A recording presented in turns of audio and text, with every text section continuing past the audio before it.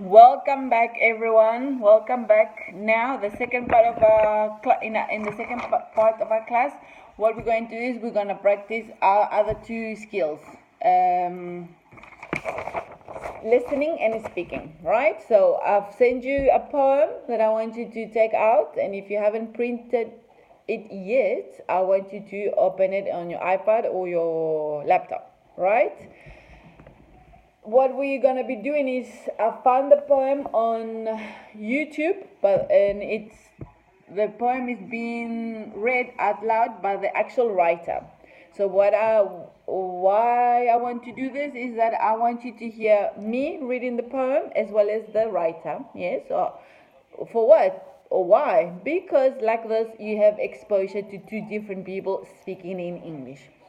Being that we are in Spain and that when you get out of this classroom there's no one speaking in English, so I want you to have more exposure to English. I want you to hear me read the poem, and I want you to hear the actual writer, which is super fun.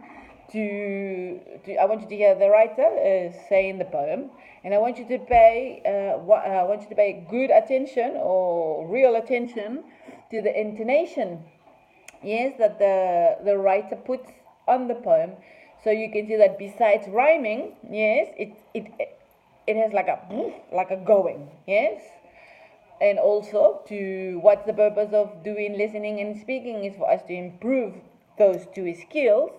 Yes, in listening we improve our listening skill by listening to me and somebody else, and speaking. And when we listen to somebody speaking English, it helps us improve our pronunciation. Therefore, our speaking skill also gets benefits from listening. Yes. So, what?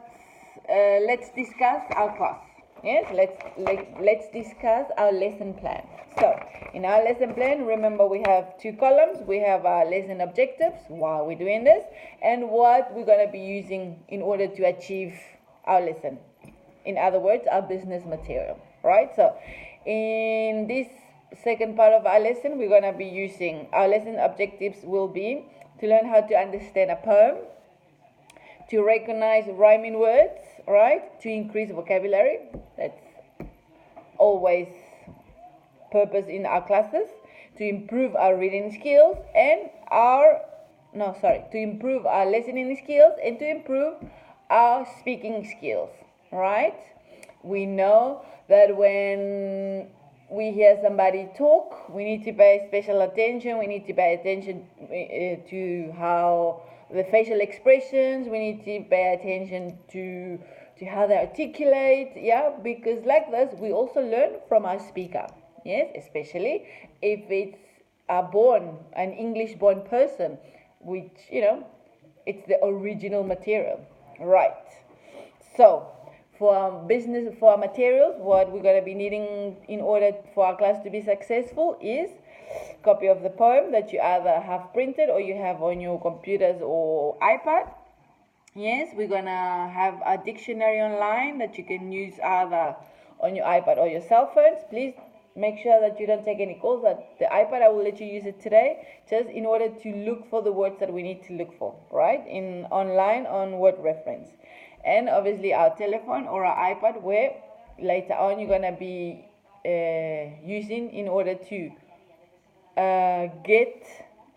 look for the word and to press on the speaker icon in order to hear how the word is pronounced. Perfect. Let's do a little exercise to get into a poem mode, right? I want you to think of a poem. Maybe think of your favorite poem. Think of a poem that you liked. Think of a poem that has impacted you somehow, or maybe a poem that tells a story that you like, or a poem that woke up a feeling in you, like, I don't know, there's so many. A poem that is happy, so it made you happy and cheerful.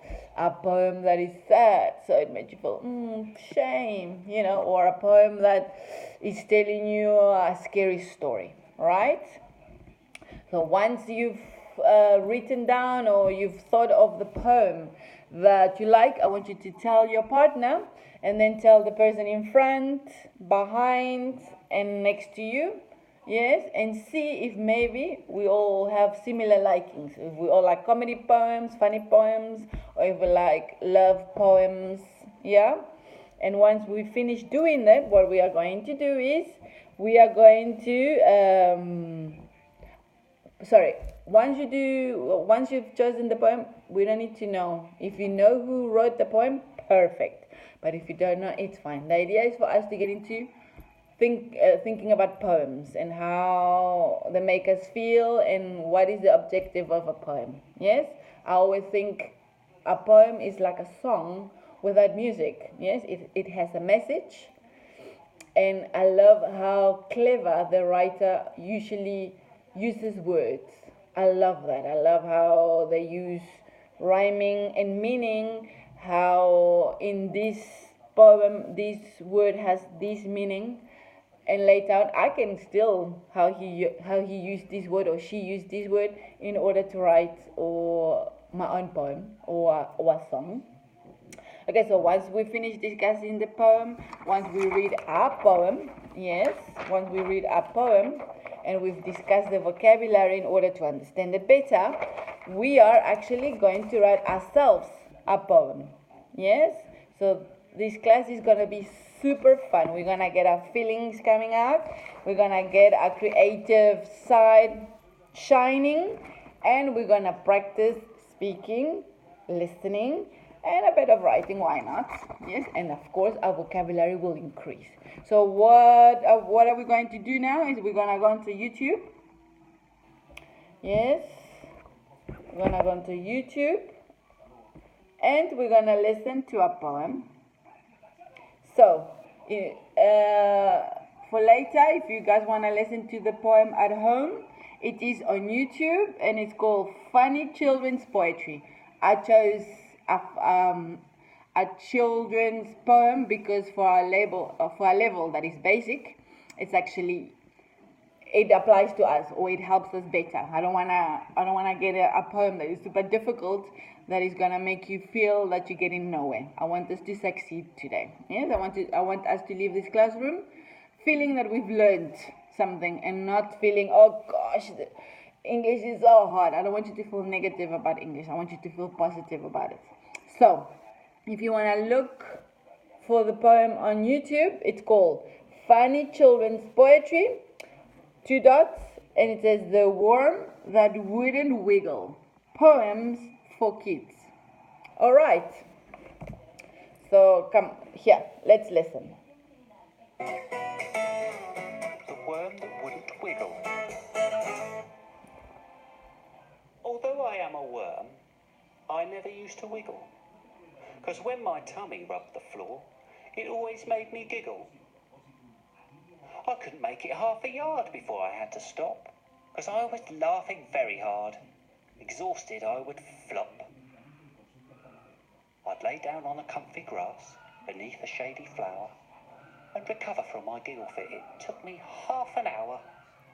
So, see, it's fun. It's amazing. Okay, so now, let's discuss.